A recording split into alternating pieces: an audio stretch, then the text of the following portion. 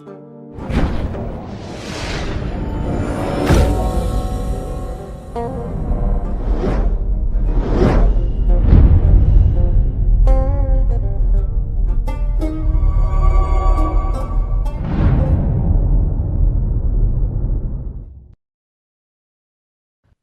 الله الرحمن الرحيم الحمد لله الذي أنزل على عبده الكتاب ولم يجعل له عوجا قيما لينذر بأسا شديدا من لدنه ويبشر المؤمنين الذين يعملون الصالحات أن لهم أجرا حسنا ماكثين فيه أبدا وينذر الذين قالوا اتخذ الله ولدا ما لهم به من علم ولا لآبائهم كبرت كلمة تخرج من أفواههم إن يقولون إلا كذبا فلعلك باخع نفسك على آثارهم إن لم يؤمنوا بهذا الحديث أسفا إنا جعلنا ما على الأرض زينة لها لنبلوهم أيهم أحسن عملا وإنا لجاعلون ما عليها صعيدا جرزا أم حسبت أن أصحاب الكهف والرقيم كانوا من آياتنا عجبا إذ أوى الفتية إلى الكهف فقالوا ربنا آتنا من لدنك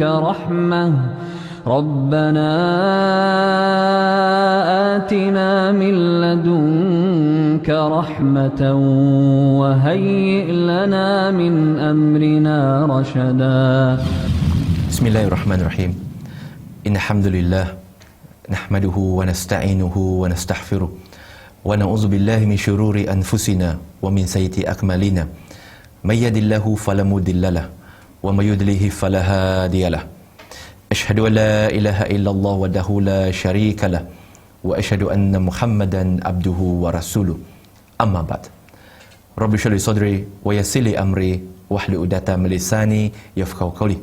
Assalamualaikum warahmatullahi wabarakatuh.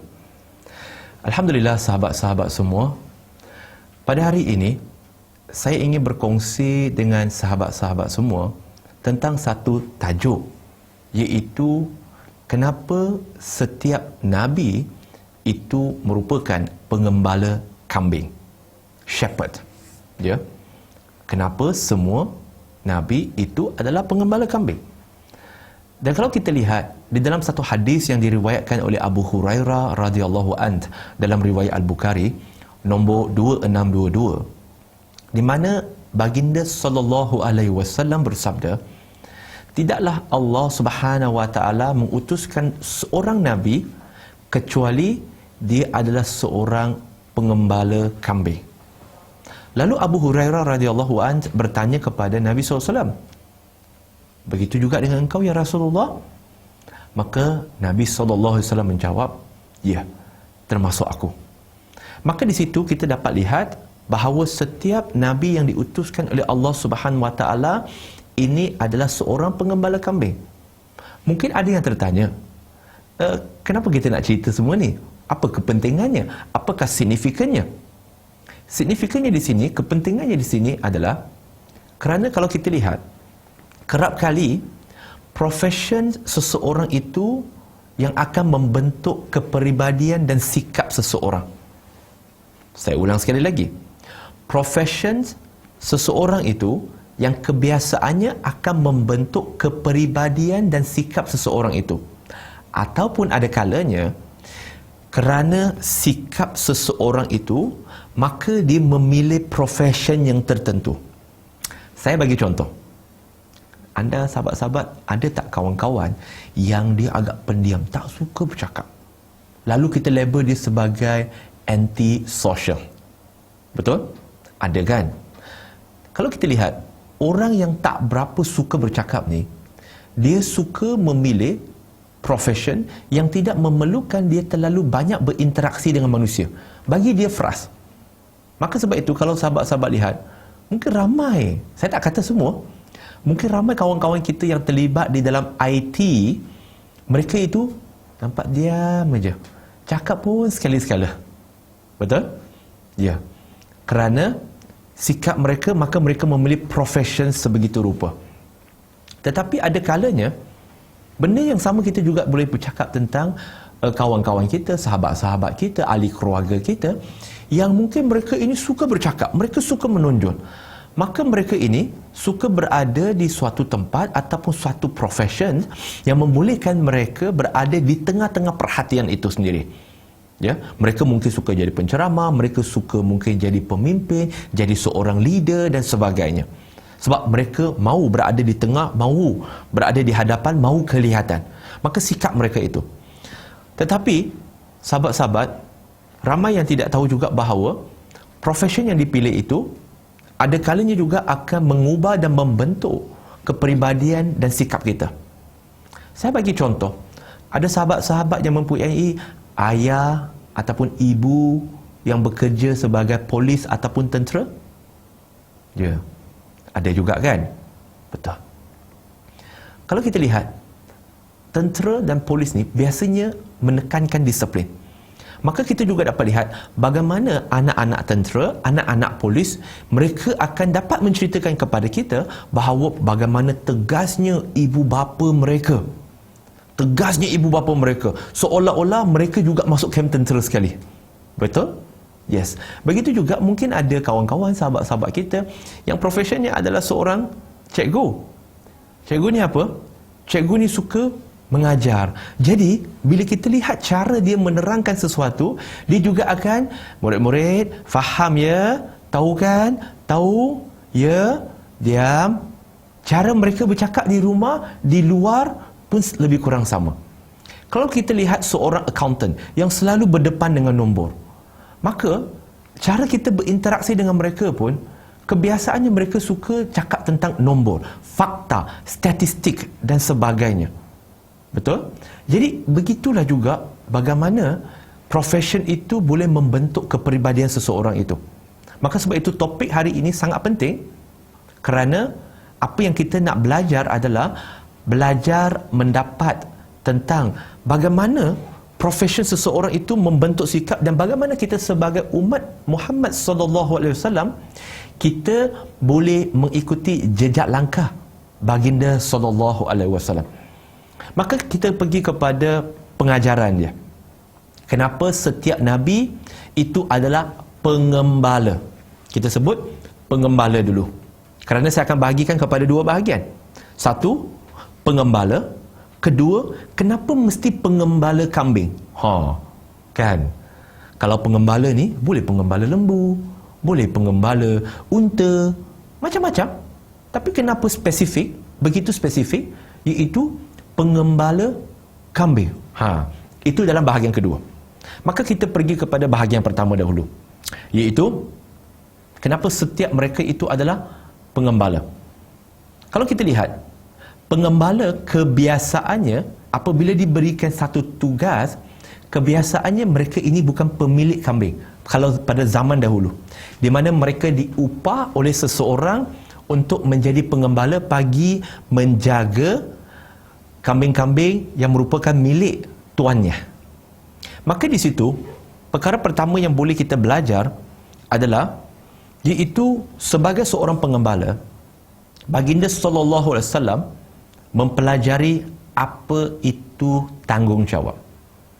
Kerana seorang pengembala, kebiasaannya dia bertanggungjawab di atas gembalaannya, dan dia kena melihat dan menjaga semua. Dan Mereka tanggungjawab adalah memastikan juga keselamatan mereka. Saya bagi satu contoh.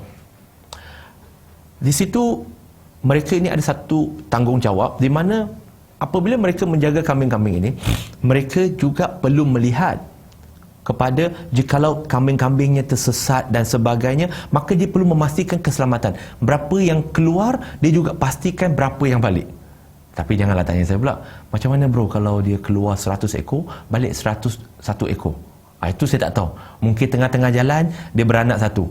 Ya, saya tidak tahu. Tetapi yang pastinya, dia bertanggungjawab kepada kambing-kambing yang dibawa gembalaannya.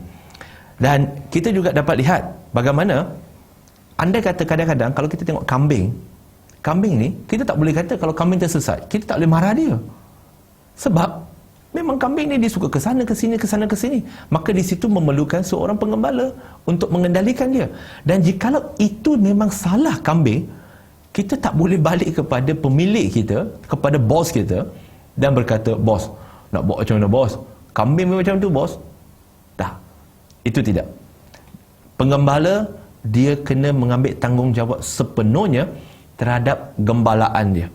Maka di situ the sense of responsibility, iaitu sikap tanggungjawab.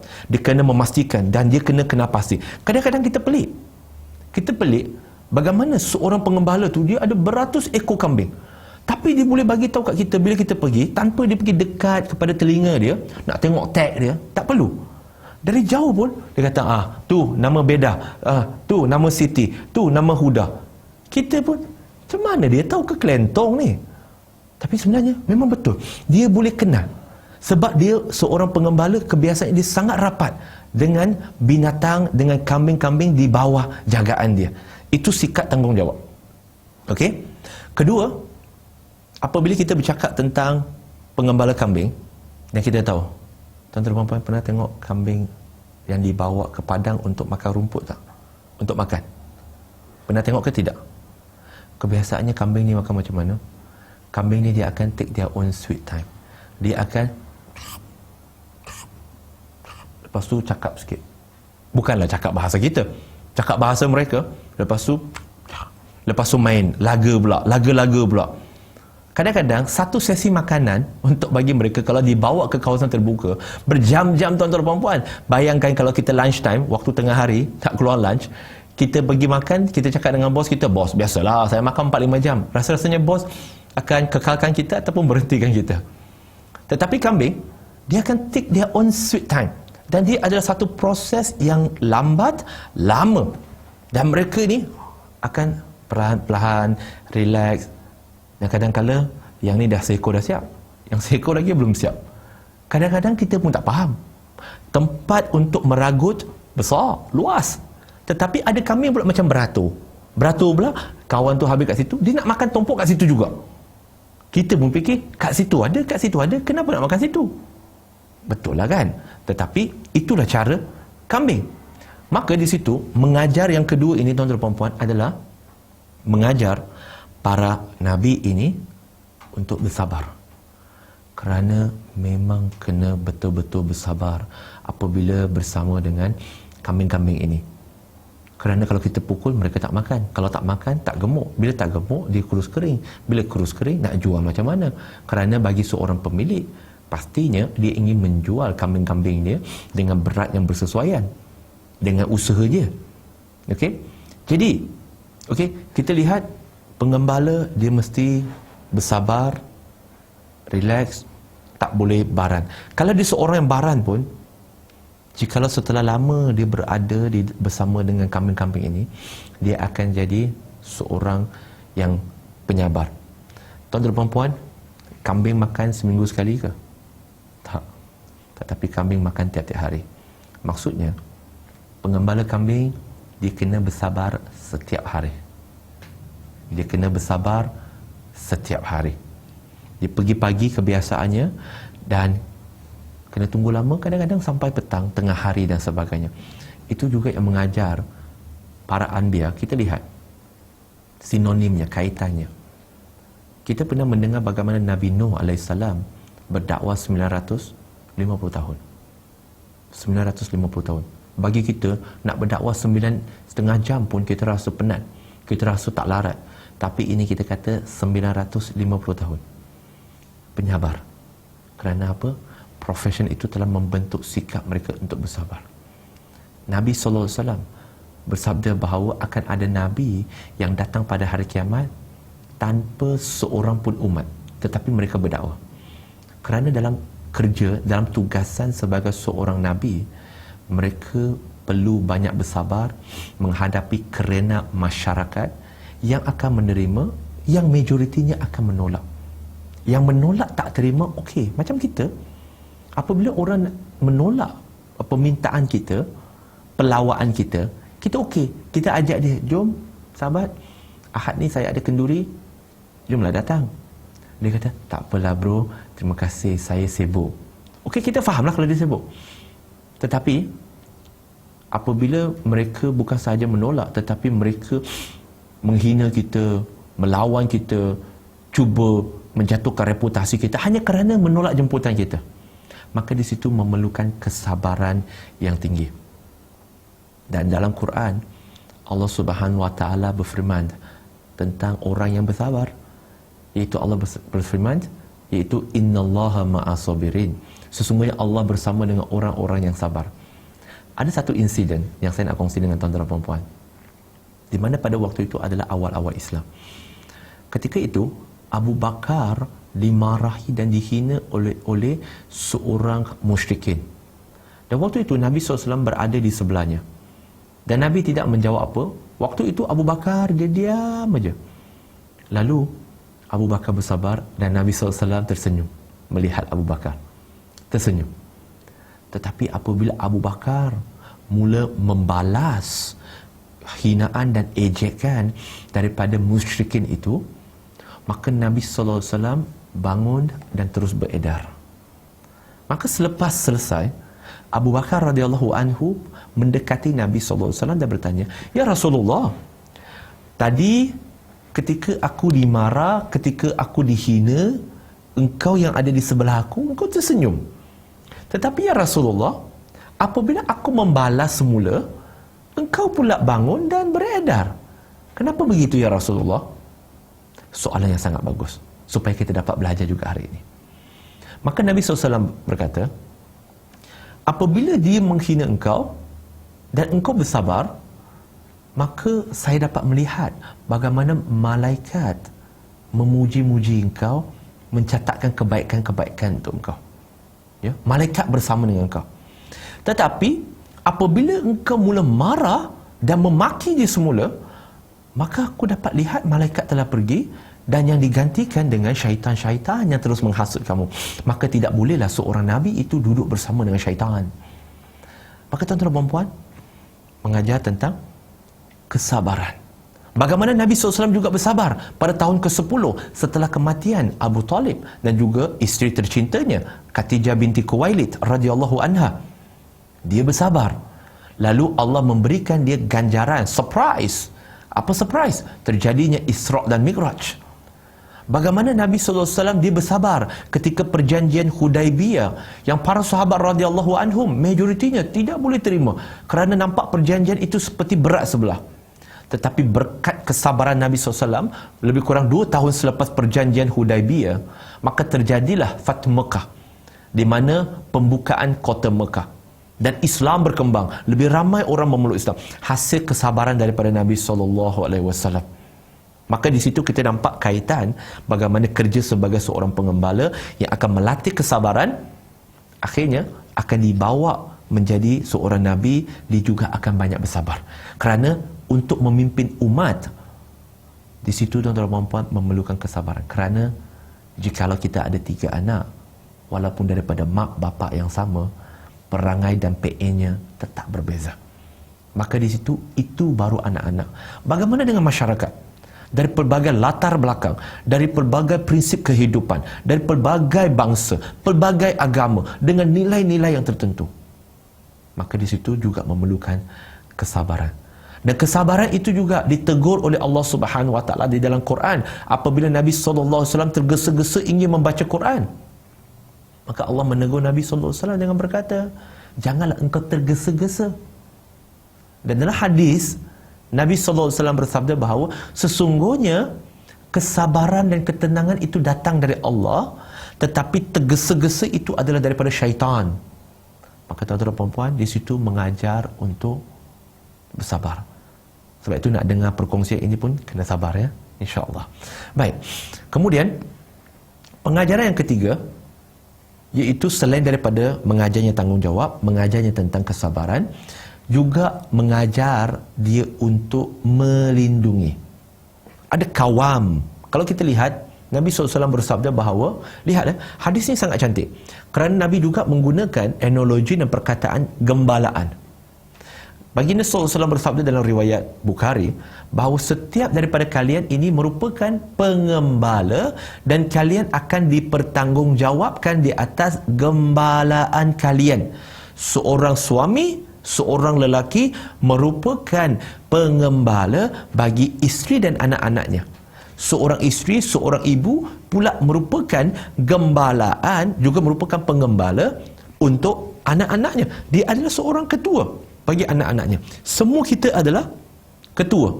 Dan apabila sebagai ketua, ketua bukan berada di situ semata-mata untuk mendapatkan kredit, tetapi ketua di situ adalah untuk melindungi orang di bawah dia, untuk mempertahankan mereka. Bukannya sekadar mendapatkan kredit, mempergunakan, dan apabila kerja berpasukan itu berjaya, kredit semua diberikan kepada dia. Ya, dia perlu mengambil kredit juga, kerana sebagai pemimpin, dia yang menentukan hala tuju strategi, maka yang lain-lain melaksanakan. Tetapi jikalau ada orang menentukan strategi, tetapi tidak ada orang yang melaksanakan strategi, bagaimana itu? Sebab itu, yang kita nak adalah pemimpin, bukannya hanya sekadar bos. Kalau kita lihat protection, pelindungan di situ, di mana Nabi SAW sebagai pengembala, dia kena melihat dan mengawasi akan datangnya bahaya-bahaya yang akan datang. Saya bagi satu insiden yang terjadi ketika di Madinah. Itu pada suatu malam, para sahabat radhiyallahu anhum terdengar seperti ada pergaduhan, kekecohan. Maka mereka bersiap sedia membawa senjata mereka menuju ke kawasan yang mereka terdengar adanya kekecohan. Maka apabila mereka sampai, Nabi SAW telah keluar daripada kawasan itu dan Nabi berkata, tidak ada masalah, semuanya selesai, kalian boleh pulang. Bagaimana alertnya baginda tentang apa yang berlaku di sekelilingnya. Maka di situ kita dapat lihat dia kena melindungi. Bayangkan sebagai seorang ayah, sebagai seorang ibu, takkan kita tidur mati. Bayangkan kalau ada orang menjerit, ada kebakaran, ada pencuri, kita pula tak alert. Sebab itu akan mengajar. Sebab itu kalau kita lihat seorang pemimpin, kebiasaannya dia sangat-sangat alert kepada keadaan sekeliling demi melindungi pengikut-pengikutnya. Dan bukan itu saja tuan-tuan dan puan-puan, muslimin dan muslimat yang dirahmati oleh Allah Subhanahu Wa Taala. Di situ juga membawa kita kepada pengajaran yang keempat, iaitu selain daripada untuk melindungi mereka, iaitu juga untuk mengenal pasti ancaman. Untuk mengenal pasti suatu yang kita sebut sebagai peluang, itu ya, juga mudah. Tetapi untuk mengenal pasti ancaman, itu sukar. Kenapa saya kata untuk mengenal pasti bahaya itu sukar? Kerana tuan-tuan dan puan-puan, jikalau kita tidak mempunyai sensitivity kepada persekitaran kita, maka amat sukar untuk kita mengenal pasti apakah bahaya yang mendatang. Sebab itu kalau kita lihat mereka yang merupakan pelayar-pelayar yang berpengalaman, mereka tanpa mesin-mesin yang canggih, apabila mereka melihat awan, mereka tahu angin sedang bertiup arah mana. Mereka sedang tahu akan datangnya ribut dan sebagainya. Itu sebelum kemunculan apa yang kita sebut sebagai teknologi. Mereka telah mampu melakukan semua itu. Kerana itulah tugas sebagai seorang kapten, sebagai seorang pemimpin, untuk mengenal pasti ancaman. Dan Nabi SAW, kalau kita lihat analogi, kambing ini, dia pendek, dia rendah, dan pandangannya tidak jauh. Pandangannya kabur. Ya, pandangannya kabur. Tetapi manusia, Nabi SAW sebagai pengembala, apabila dia berdiri, dia akan nampak jauh, datangnya serigala, datangnya yang ini, datangnya yang itu. Betul? Maka di situ dia perlu mengenal pasti adanya ancaman, dan kemudian dialah yang kena ke depan untuk melindungi gembalaannya itu. Dan sebab itu Nabi SAW dia memberikan satu analogi, iaitu bahawa kalian ini adalah seumpama lalat. Lalat, ya. Dan kalian ini sebagai lalat tertarik kepada api. Api itu adalah simbolik kepada api neraka. Dan kita tahu bagaimana kalau di kedai-kedai makan dia akan memasang api, kan? Betul? Dia akan memasang yang ultraviolet dan sebagainya untuk menarik perhatian lalat supaya lalat tak mengerumuni makanan. Betul? Maka lalat akan pergi ke tempat yang ada cahaya. Maka kalau sebagai lalat, dia tak tahu bahawa cahaya itu adalah yang membahang, yang akan membunuhnya. Tetapi apabila dia terlalu dekat, maka bahang itu telah membunuh dia. Maka Nabi SAW kata, kalian ini seperti lalat yang sedang menuju kepada api, cahaya, tertarik kepada cahaya, dan kalian tidak tahu akan bahayanya. Tetapi aku berada di tengah-tengah dan menghalang kalian daripada untuk masuk ke dalam api itu. Maksudnya apa? Tugas baginda sebagai seorang Nabi, sebagai seorang penggembala adalah menghalang bahaya, mengenal pasti bahaya agar gembalaannya tidak masuk dalam bahaya dan tidak diancam. Begitu juga sebagai seorang Nabi, baginda telah diberikan wahyu oleh Allah Subhanahu Wa Taala tentang apakah ancaman ke neraka. Dan sebab itu Nabi SAW bersabda bahawa tidaklah aku meninggalkan kalian dua perkara yang jikalau kalian berpegang teguh kepadanya, kalian akan selamat dan masuk syurga, iaitu Al-Quran dan Sunnah. Maka di situ tuan-tuan dan puan-puan, kerja sebagai seorang penggembala, dia perlu mengenal pasti bahaya yang akan datang di hadapan dia. Sama juga kita sebagai seorang manusia pada hari ini, tuan-tuan dan puan-puan, sebagai seorang umat Nabi SAW, kenapa kita tak buat ini, kenapa kita tak buat itu? Bukankah semua itu kerana amaran daripada Nabi SAW bahawa jikalau kalian membuat ini, contoh Nabi SAW bersabda bahawa barang siapa yang boleh menjamin aku dua perkara ini, aku akan jamin syurga untuknya. Itu apa dia? Apa yang berada di celah bibirnya, iaitu lidahnya, dan apa yang ada di celah kangkangnya, iaitu kemaluannya. Maka Nabi SAW akan menjamin syurga untuk dia. Maka di situ tuan-tuan dan puan-puan, kita dapat lihat sangat jelas bagaimana profession ini membentuk kepribadian Nabi SAW agar selalu alert, sedar dan tahu apakah bahaya yang menimpa. Untuk kita juga, jikalau anda, kita adalah seorang ayah, kita kena kenal pasti apakah bahayanya. Sebab itu masih ingat ketika kita muda, ketika kita kecil dahulu, ada kalanya ibu bapa kita tidak membenarkan kita untuk bermain api, bermain dengan pisau, bermain dengan perkara-perkara yang berbahaya, kerana tuan-tuan dan puan, pada waktu itu kita sebagai kanak-kanak, kita tidak tahu bahayanya bermain dengan api, kita tak tahu bahayanya bermain dengan pisau. Tetapi ibu bapa kita yang ada pengalaman, dia telah dapat detect kemungkinan ada bahaya di situ, maka dia menghalang lebih awal daripada kita tercedera. Maka ini pengajaran kita yang keempat. Kelima dan keenam sangat saling berkait, iaitu di mana dia hidup dalam keadaan serba sederhana. Kerana sebagai seorang pengembala kambing, kita bagi contoh pengembala kambing dululah. Pengembala kambing sekarang dia lain, ya. Pengembala kambing dulu, okey, apabila mereka sebagai pengembala, apa yang kita selalu nampak dalam cerita-cerita rakyat dulu?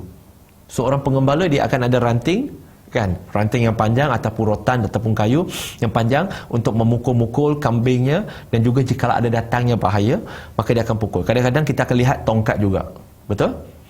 Okey. Mudah. Mereka tidak akan bawa terlalu banyak barang. Mereka tak akan bawa beg 3-4 hari. Tak ada. Mereka akan pergi dengan mudah, pakaiannya pun mudah. Pernah tengok pengembala kambing dia? Yalah, kalau pengembala kambing moden lain cerita, tuan-tuan dan puan. Kita kata yang ni, ya, pada zaman Nabi, iaitu pernah kita tengok ke pengembala kambing, dia bawa kambing-kambing dia keluar, dia pakai branded items berjenama yang berpuluh ribu. Tak ada kan? Sama juga mengajar mereka untuk bersederhana, kerana mereka tahu mereka ada tugas dan kemudian mereka akan kembali kepada kampung halaman mereka, mereka akan kembali kepada rumah mereka, dan ini semua akan dikembalikan kepada tuan-tuannya. Tuan-tuan dan puan-puan, apabila ada orang meninggal, apa yang kita sebut? Kita akan sebut inna lillahi wa inna ilaihi raji'un. Sesungguhnya kita datang dari Allah dan kepada Allah lah kita akan kembali. Apakah maksud dia sebenarnya? Maksudnya semua ini hanyalah pinjaman, kena dipulangkan kepada Allah Subhanahu Wa Taala. Apa yang kita ada semua ini adalah pinjaman dari Allah Subhanahu Wa Taala, akan dikembalikan. Dan bukankah Nabi sallallahu alaihi wasallam juga pernah bersabda bahawa hiduplah kalian di dunia ini seolah-olah sebagai seorang musafir. Maka apabila ditanya musafir apa maksudnya, lalu Nabi SAW memberikan satu gambaran. Dia kata, sebagaimana kalian berada dalam suatu perjalanan di padang pasir yang gersang, lalu kalian telah merasa letih dan terjumpa sepatang pokok. Maka apa yang kalian buat di situ? Adakah kalian akan terus buat rumah? Tidak. Kalian akan duduk rehat di situ dan lalu meneruskan perjalanan. Sama juga tuan-tuan dan puan-puan, kita sebagai Muslim, kadang-kala dalam kehidupan dunia kita merasa sangat penat. Kita rasa sangat penat dengan semua cabaran dan apa yang sedang berlaku. Maka tuan-tuan dan puan-puan, jangan sesekali berhenti dalam beribadah, dalam ketaatan kepada Allah Subhanahu Wa Taala, tetapi belajarlah bagaimana untuk berehat seketika, untuk recharge, kemudian meneruskan ibadah kita, meneruskan kerja kita. Dan itulah kesederhanaan yang diajar. Dan kalau kita lihat, ramai juga orang kata bahawa Nabi ni dia hidup miskin. Tak, Nabi tak hidup miskin. Sebab Nabi SAW apabila berperang, ghanimah, baginda akan mendapat 1/5 daripada pembahagian itu. Tetapi daripada 1/5 itu, kebiasaannya Nabi SAW akan bahagikan dan berikan, sedekahkan harta-harta itu kepada orang lain. Dan kita dapat lihat dan kita sering mendengar bagaimana Nabi SAW apabila bangun, maka di belakang badannya akan ada bekas-bekas pelepah kumur. Sebab apa? Sebab Nabi SAW tidur di atasnya. Tapi tuan-tuan dan puan-puan, adakah haram untuk kita pada hari ini kita tidur di atas katil, di atas tilam yang empuk? Tidak. Tetapi nak mengajar kita kesederhanaan. Adakah Islam berkata bahawa kamu tidak boleh kaya? Tidak. Malahan Islam menganjurkan kamu kaya. Kerana Nabi SAW bersabda bahawa tidaklah suatu harta diberikan kepada orang yang bertakwa. Okey, itu adalah lebih baik. Harta yang diberikan kepada orang yang bertakwa. Make sure tuan-tuan dan puan-puan, sebelum datangnya harta, kita meningkatkan ketakwaan kita. Kerana jikalau ada harta tanpa ketakwaan, maka akan membawa kepada kehancuran. Tetapi harta yang hadir, yang telah didasari dengan ketakwaan, maka harta itu akan membawa kepada kebahagiaan dan keuntungan di dunia dan di akhirat. Maka di situ mengajar kita bersederhana. Nak berbelanja lebih? Boleh, tak ada masalah. Tetapi pastikan dunia itu berada di tangan kita, bukan di dalam hati kita. Jangan sesekali membiarkan dunia di dalam hati kita. Kerana apabila dunia menjadi sasaran kita, maka Allah Subhanahu Wa Nabi SAW bersabda bahawa barang siapa yang menjadikan dunia ini sebagai matlamatnya, maka Allah akan jadikan kefakiran, kemiskinan pada mata dia. Barang siapa yang menjadikan akhirat sebagai matlamatnya, maka Allah akan cukupkan bagi diri dia, dan akhirat dan dunia akan datang merayu-rayu pada dia. Tapi itu tak bermaksud kita tidak bekerja. Tidak begitu. Kerana kerja, kerana berniaga, semua itu adalah ibadah juga, selagi mana kita mengikuti syariat Islam dalam bekerja, tempat bekerja, cara bekerja dan juga cara berniaga dan apa yang diniagakan. Jikalau semua itu adalah patuh syar'i, maka rezeki itu adalah halal dan pekerjaan ataupun perniagaan kita itu merupakan suatu ibadah kepada Allah Subhanahu Wa Taala. Dan apabila kita berkata tentang kesederhanaan, maka yang keenam tadi saya kata, kelima dan keenam adalah sangat berkait rapat, iaitu Apabila seorang pengembala dia membawa gembalaannya keluar, maka dia akan membawa dia ke mana? Ke bandar? Tidak. Dia tidak membawa ke bandar. Dia akan bawa dia ke dalam kawasan-kawasan gunung ganang ataupun tempat-tempat yang ada rumput. Takkanlah tiba-tiba nak naik lift, naik ke tingkat 28, pergi meragut ke atas. Tak ada. Kebiasaan akan bawa ke kawasan-kawasan yang ada rumput, ya, yang kawasan-kawasan yang semula jadi, yang Masya Allah, yang Allah jadikan. Maka di situ mengajar tentang untuk mendekatkan diri kepada ciptaan Allah Subhanahu Wa Taala. Dan di sini saya ada cerita untuk saya kongsi dengan tuan-tuan dan puan-puan. Apabila kita dekat dengan, kalau kita lihat, kita ada apa yang disebut sebagai ekotourism.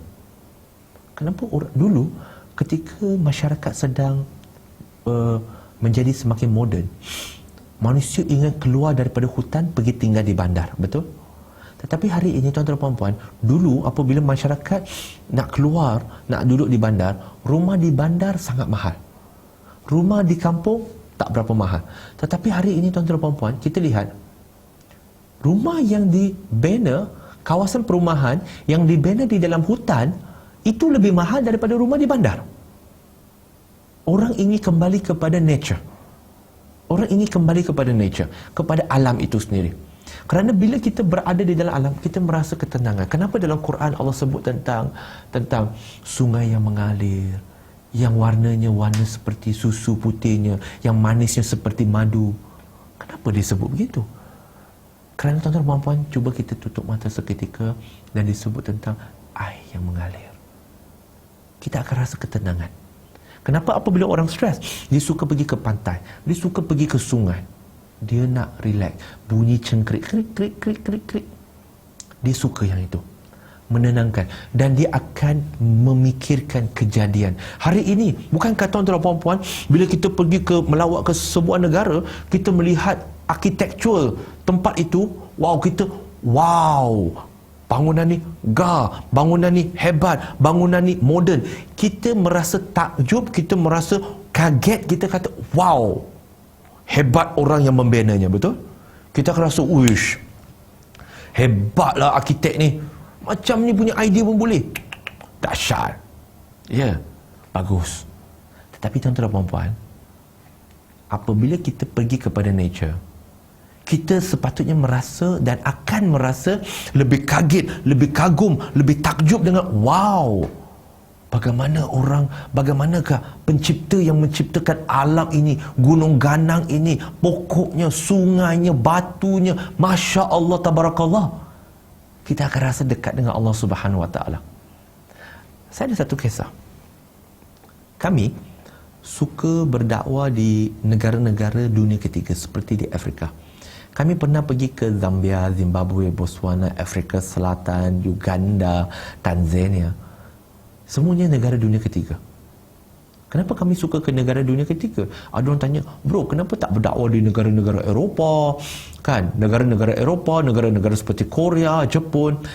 Saya kata, ya, di situ juga memerlukan dakwah. Tetapi dari penilaian saya terhadap sirah Nabi sallallahu alaihi wasallam, pengalaman kami adalah, apabila kami pergi ke Afrika, ramai yang dengan mudah cepat menerima Islam. Berbanding dengan apabila pengalaman saya berada di Jepun. Kalau saya bagi contoh, di Malaysia kalau kita belanjakan 100,000, kita akan dapat kesannya begini, impaknya begini, Masya Allah, bagus. Tetapi dengan 100,000 ini, kalau berada di negara dunia ketiga yang sedikit mundur, maka kesannya, impaknya lebih tinggi. Tetapi dengan 100,000 yang sama, kita akan dapat result begini di Malaysia. Kalau di Eropah, kalau di Korea, di Jepun, yang kita tahu kosnya tinggi, masyarakatnya moden, maju, mereka perlukan dakwah juga. Kerana kos yang tinggi, maka kesan dakwah kita jadi sedikit. Bukan kata tak perlu, perlu juga. Tapi kami yang mengendalikan NGO, kami perlu memaksimumkan pelaburan daripada sahabat-sahabat yang menyumbang itu. Maka apabila kami pergi ke sana, dengan cepat, dengan mudah, mereka itu masih percaya kepada Tuhan. Dan itu yang memudahkan kita berdakwah. Tetapi kalau kita lihat di Eropah, semakin maju sebuah negara, semakin maju sebuah benua, maka kita dapat lihat ketidakpercayaan dan kepada Tuhan dan juga agama itu juga semakin meningkat. Semakin maju sebuah negara, kita akan dapat lihat statistik membunuh diri itu juga semakin tinggi. Maka sebab itulah kembali kepada alam. Berapa kali Allah SWT sebut dalam Quran agar kita merenung alam ini. Kenapa Allah suruh merenung alam kita? Kerana kalau kita lihat kepada bangunan, kita akan takjub pada bangunan, kita akan takjub pada pencipta bangunan arkitektur itu. Tetapi kita lupa untuk pergi lebih jauh sedikit. Contoh, ini bangunan, kita tengok reka bentuknya, Masya Allah, hebat. Maka kita kata orang yang menciptakan bangunan, yang tadi ini bangunan, yang ini pencipta bangunan, kita akan rasa wow, mesti pencipta dia hebat. Betul, kerana otak dia hebatlah, maka dia dapat membentuk dan mereka cipta benda ni. Tapi kebiasaannya, masalahnya masyarakat dekat kepada yang ni, dia pergi kepada sini dan dia berhenti. Tapi kalau tuan-tuan dan puan, berikan sedikit masa dan lanjutkan. Wow, hebatnya otak yang menciptakan bangunan yang hebat ini. Sepatutnya kita takjub juga, siapalah pencipta yang menciptakan otak yang hebat ini? Allah Subhanahu Wa Taala. Maksudnya kita berhenti kat sini. Tetapi kalau di situ, kalau di alam, apa yang berlaku, kita dah tahu dah, sebenarnya alam ini tak ada manusia yang ciptakan, tapi alam ini diciptakan oleh pencipta. Maka link dia terus kat, iaitu wow, alam. Maka takjub kepada pencipta alam, kita akan rasa lebih dekat, kita akan rasa lebih kerdil. Sebab itu bila kita tengok dekat planet-planet, bumi ini besar, tempat kita semakin kecil, semakin kecil, semakin kecil. Tetapi itulah dunia yang sedang kita nak berebut ni, tuan-tuan dan puan. Tetapi bila kita pergi semakin besar dibandingkan dengan planet-planet yang lain, alah, dunia yang kau nak tu kecil ni je. Kadang-kadang kecil ni, kadang-kadang tak nampak, tuan-tuan dan puan. Kita berbunuh-bunuhan, kita bermusuh-musuhan pasal benda kecil je ni. Sekarang ni nampak besar, seperti jari ini, tuan-tuan dan puan. Jari saya ni besar ke kecil? Kecil je. Tapi tuan-tuan dan puan, jika jari ini saya letakkan di hadapan saya, depan-depan mata saya, maka saya tak akan nampak kamera di hadapan. Saya tak akan nampak, tuan-tuan dan puan. Sebab apa? Saya yang memilih untuk mendekatkan objek ini kepada mata saya, sehingga ianya telah menutup pandangan saya terhadap masa depan. Maka tuan-tuan dan puan, itu 6 pengajaran. Tetapi sekarang persoalannya, kenapa specifically kambing? Kan setiap Nabi ini pengembala. Tetapi kenapa mesti kambing? Tak boleh binatang-binatang lain ke? Baik, kita datangkan beberapa pengajaran kenapa mesti kambing. Yang ini yang kita boleh ambil pengajaran. Pertama, kambing adalah binatang yang lemah, dan mereka ni lebih lemah daripada lembu dan juga unta, dan memerlukan lebih banyak perlindungan dan perhatian. Dan kerana berdasarkan kepada kelemahan ini, maka dengan mudahnya mereka akan menjadi mangsa dan tidak dapat melawan. Okay? Mereka tidak akan dapat melawan. Sebab itu Nabi SAW bersabda dalam sebuah hadis dalam riwayat Abu Daud, di mana dalam hadis nombor 0547, Baginda sallallahu alaihi wasallam bersabda bahawa jikalau ada 3 orang berada di dalam sebuah kampung ataupun di padang pasir, yang di mana solatnya tidak dilakukan dalam jemaah, maka sebenarnya syaitan telah menguasai diri dia. Maka Nabi SAW bersabda bahawa maka pastikan kalian melakukan solat kalian berada di dalam jemaah, kerana serigala menyerang dan memakan kambing-kambing yang sesat. Kambing-kambing yang sesat. Sebab apa Nabi SAW simpulkan kambing sesat? Sebab contoh, kalau kita dapat tengok di rangkaian-rangkaian televisyen yang memaparkan tentang binatang-binatang ini, kebiasaannya pemangsa, dia akan menyerang mangsa dia yang kelihatan seorang-seorang. Sebab itu tuan-tuan dan puan, jikalau kita jauh daripada jemaah, kita jauh daripada masyarakat, kita jauh daripada orang-orang yang beriman, maka tuan-tuan dan puan, siapakah yang akan menjaga kita? Siapakah yang akan mengingatkan kita? Tetapi tuan-tuan dan puan, apabila kita berada di dalam jemaah yang ada takwa, yang ada iman, Masya Allah, maka apabila kita tergelincir, mereka itu juga yang akan mengingatkan kita. Persoalan di sini bukannya kita berada di dalam jemaah saja, tetapi jemaah itu kumpulan yang kita sertai itu, kawan-kawan yang kita sertai itu mestilah beriman dan bertakwa. Kerana orang yang beriman dan bertakwa ini, mereka akan saling ingat mengingati. Sebagaimana hadis Nabi SAW, ad-dinu wa nasihat. Agama itu nasihat. Maka tuan-tuan dan puan, janganlah kita menjadi kambing-kambing yang tersesat yang akan menjadi sasaran mudah kepada pemangsa-pemangsa di luar, yakni syaitan-syaitan. Kedua, iaitu kita, sebagaimana saya sebut, kita ini seringkali terkesan dengan profession kita, dengan apa yang kita miliki, yang selalu kita berinteraksi. Hari ini kita dapat lihat bagaimana manusia semakin mendekati teknologi. Masya Allah, bagus. Sebab itu kita boleh membuat rakaman, kita boleh membuat live, kita boleh buat macam-macam, ambil gambar, ambil video. Masya Allah, bagus. Tetapi tuan-tuan dan puan-puan, muslimin dan muslimat, kerana kambing ini, dia adalah cara pembesaran dia sangat berbeza. Kalau bagi siapa yang pernah mengembala kambing, memelihara kambing, menjaga kambing, dia akan tahu, jikalau seekor sakit, semuanya sakit. Dan kemudian apabila seekor sakit dan semuanya sakit, maka kebiasaannya semua kambing-kambing itu tak boleh dijual, dan kebiasaannya dia akan mati dengan cepat. Maka di sini, Nabi SAW, apabila dia berdepan dengan binatang yang begitu lemah dan dengan selalunya bersama dengan kambing, maka di situ Nabi SAW mempelajari sesuatu, iaitu untuk bersikap kasih sayang dan belas kasihan terhadap kambing-kambing. Sebab dia tak boleh dera kambing, apatah lagi mendera sahabat. Sebab itu apabila Nabi SAW solat Qiyamul-Lail, Nabi tidak mahu solat di dalam masjid kerana risau ramai sahabat yang ikut, sehingga Allah mewajibkan. Dan apabila Allah Subhanahu Wa Taala mewajibkan, maka akan jadi sangat berat kepada pengikut-pengikutnya, kepada umatnya. Maka Nabi SAW melakukannya di dalam rumah baginda SAW. Dia berbeza dengan unta. Unta adalah satu binatang yang sangat sombong. Dan dengan unta, kalau tanyalah pengembala unta, kalau dengan unta tak boleh berlaku baik-baik. Dia kena kasar dengan dia, dia kena bertegas dengan dia. Dan kalau kamu tak bertegas, maka unta akan mengambil kesempatan di atas kamu. Bayangkan kalau Nabi SAW adalah seorang pengembala unta, maka dia tegas dengan kita. Maka semakin tegas, semakin jauh orang itu. Sebab itu Nabi Aisyah radhiyallahu anha mengatakan bahawa jikalau Allah Subhanahu Wa Taala menurunkan ayat-ayat berkaitan dengan hukum hakam terlebih dahulu, nescaya orang Arab tidak akan menerimanya. Tetapi Allah telah menurunkan ayat-ayat berkaitan dengan syurga dan neraka, sehingga tetaplah iman kami di dalam hati. Lalu apabila ayat hukum hakam diturunkan, maka mudah untuk kami menerimanya. Ya.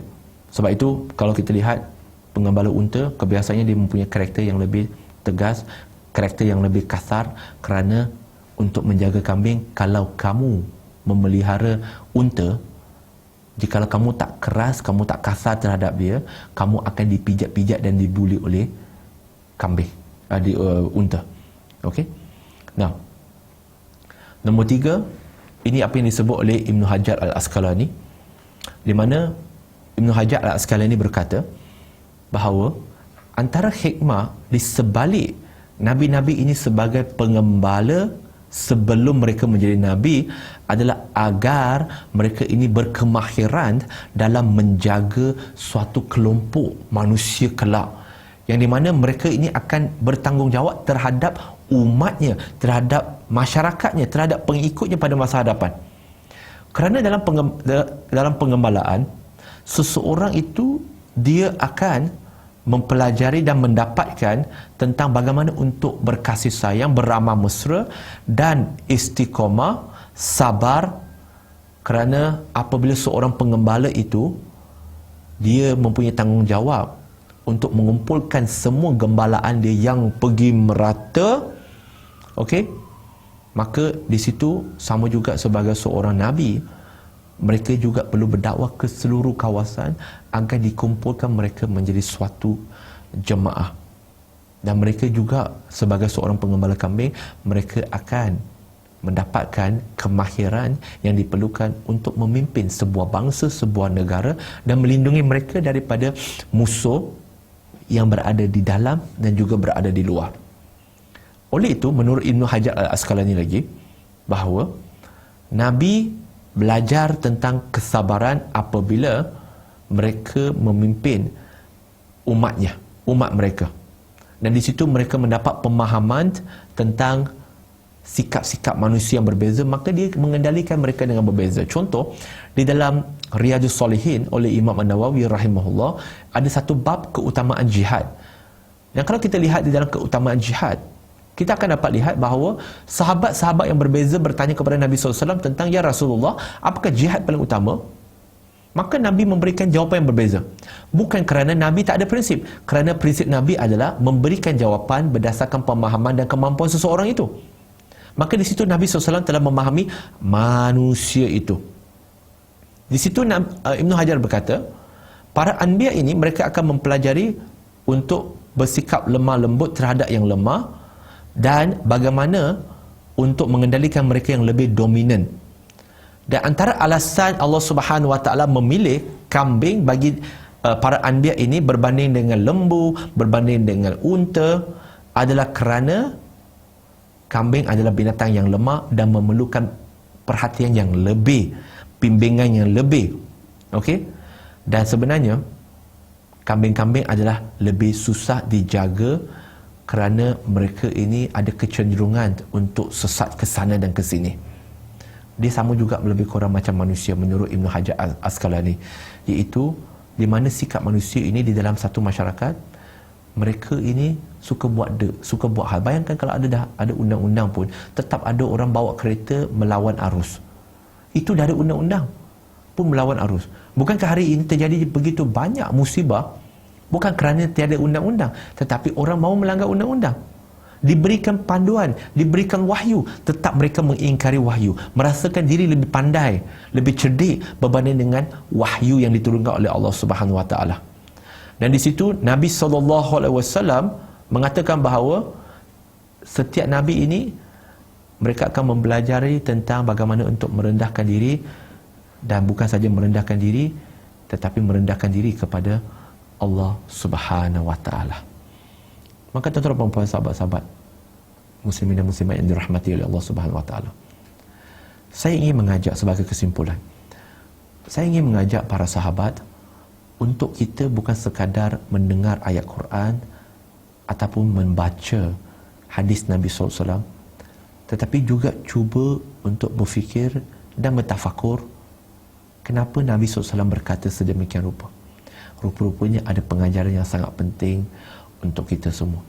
Dan semoga perkongsian saya pada hari ini bermanfaat untuk diri saya dan juga sahabat-sahabat, bukan sekadar suatu ilmu, tetapi suatu ilmu yang difahami, yang kemudian diamalkan, dan kemudian jangan lupa untuk disebarkan.